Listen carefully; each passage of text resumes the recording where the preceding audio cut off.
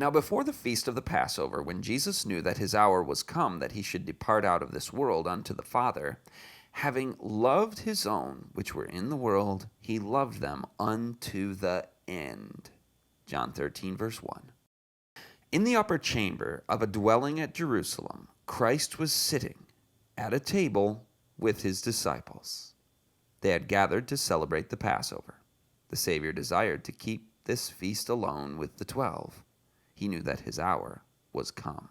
He himself was the true paschal lamb, and on the day the Passover was eaten, he was to be sacrificed.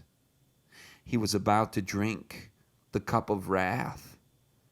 He must soon receive the final baptism of suffering. But a few quiet hours remained to him, and these were to be spent for the benefit of his beloved disciples.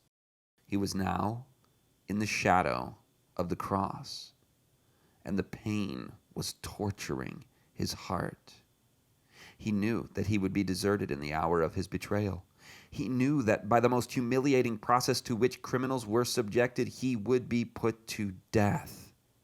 He knew the ingratitude and cruelty of those he had come to save. He knew how great the sacrifice that he must make, and for how many it would be in vain.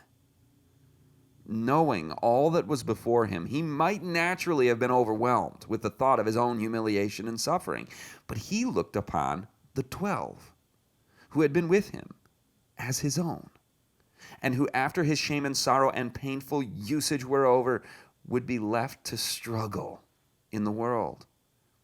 His thoughts of what he himself must suffer were ever connected with his disciples. He did not think of himself. His care for them was uppermost in his mind.